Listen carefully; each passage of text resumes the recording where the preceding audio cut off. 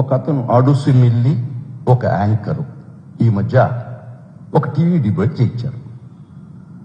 నిజంగా ఆ TV debate RK నీ టీవీలో, నీ ఏబిఎన్ టీవీలో డిబేట్ పెట్టించారు.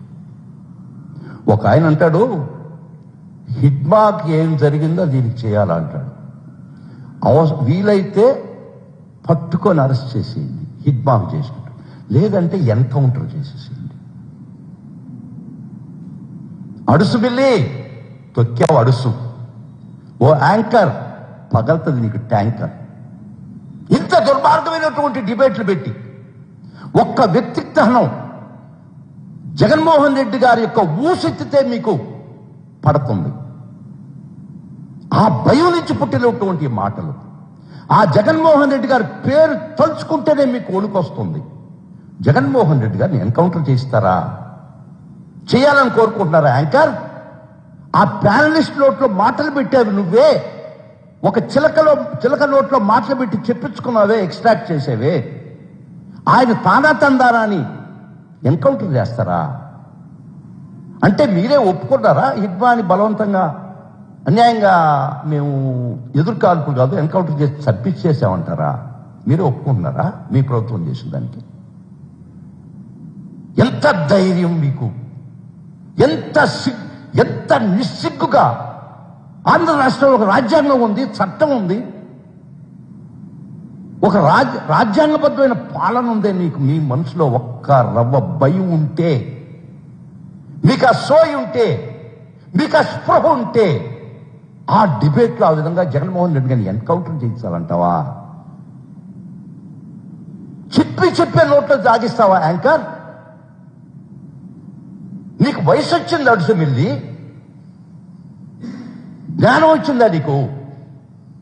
ఏం మాట్లాడుతుండవు తెలుసా నీకు? చెప్తాం, దీనికి జవాబు నువ్వు ఆ యాంకర్ చెప్పుకునే పరిస్థితి తెస్తాం. ఒక మర్డర్ని అమిట్మెంట్ చేస్తారా మీరు?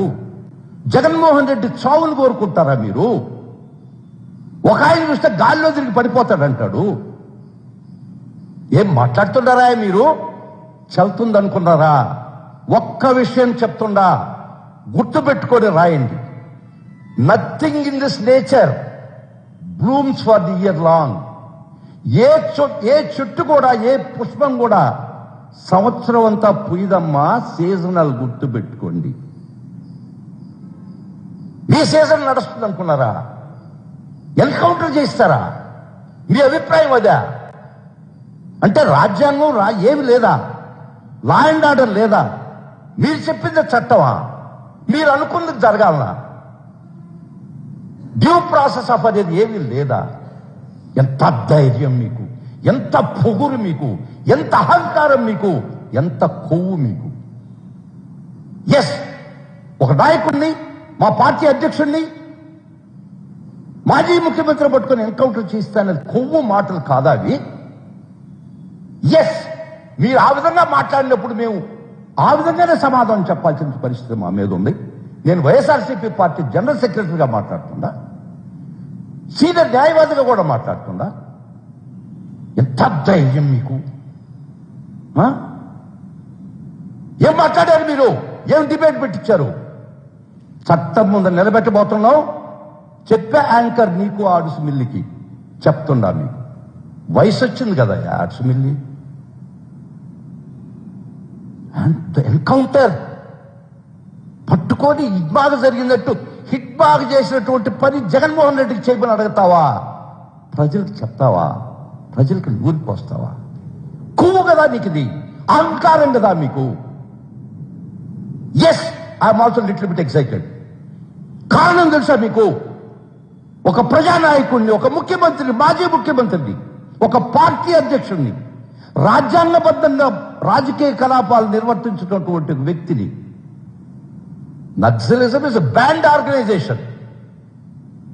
It is against the constitution. That party has got no place in the constitution. మాది రిజిస్టర్డ్ పార్టీ, అధికారంలోకి వచ్చిన పార్టీ, 40% ప్రజాభిమానం ఉన్నటువంటి పార్టీ. ఈ రోజుకి కూడా 151 సీట్లు సాధించినటువంటి పార్టీ. చీకటి వెలుగు ఉంటుందమ్మా, అడుసుమిల్లి గుర్తుపెట్టుకో. ఏది కూడా సంవత్సరం అంతా పుష్పం పూయుద్దు ఆయన బంగారు, పుష్పించదు ఏది సంవత్సరం అంతా, గుర్తుపెట్టుకో. ఎట్టపోయింది నీ నోరు మా అధికారం ఉన్నప్పుడు ఈ విధమైన భాష లేదే. దానికి కారణం కూడా ఏంటంటే వైఎస్ఆర్ కాంగ్రెస్ పార్టీ ఇంత దిగజారు రాజకీయాలు చేయలే, అధికారం ఉండినా కూడా. వైఎస్ఆర్ కాంగ్రెస్ పార్టీ ఒక పద్ధతి, ఒక దీని మీద నడిచింది. ఈవెన్ వైఎస్ఆర్ కాంగ్రెస్ పార్టీ వ్యక్తులు ఎవరైనా తప్పు చేసినా పోలీస్ స్టేషన్లో అరెస్ట్ చేయమని చెప్పాం. చట్టం అందరికీ సమానమని చెప్పాం. గ్రామాలు గ్రామాలు ఖాళీ చేస్తున్నారే, లిస్ట్ ఇవ్వమంటావా? ఏ ఆర్కే నీ నోరు బెదవదా ఆ విషయంలో? అదే సంవత్సరం లోపల శిక్ష ఇకపోతే నువ్వు వాపోయావే నీ రాతలతో. స్కిల్ డెవలప్మెంట్ కేసు ఏమైంది? దాన్ని కూడా గుర్తించాడు.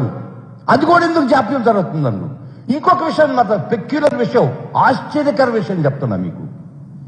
మీకై మీరు సోమోటోగా కేసులు విత్డ్రా చేసుకునే దిగజారుతనానికి వచ్చారు మీరు.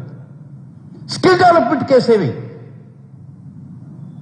లిక్కర్ కేసేవి, అసైన్మెంట్ ల్యాండ్స్ కేసేవి, చంద్రబాబు మీద నారాయణ మీద కేసుకు మీకై మీరు విత్డ్రా చేయించుకుంటారా?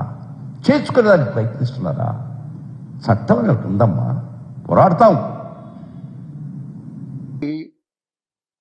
ఈ సిస్టమ్ దర్యాప్తు సంస్థలో వ్యవహరిస్తున్న తీరు, ఈ దేశ రాజ్యాంగాన్ని చట్టాన్ని ఉల్లంఘించిన వాళ్ళ పట్ల అందరి పట్ల ఒకేలాగా వ్యవహరించట్లేదు.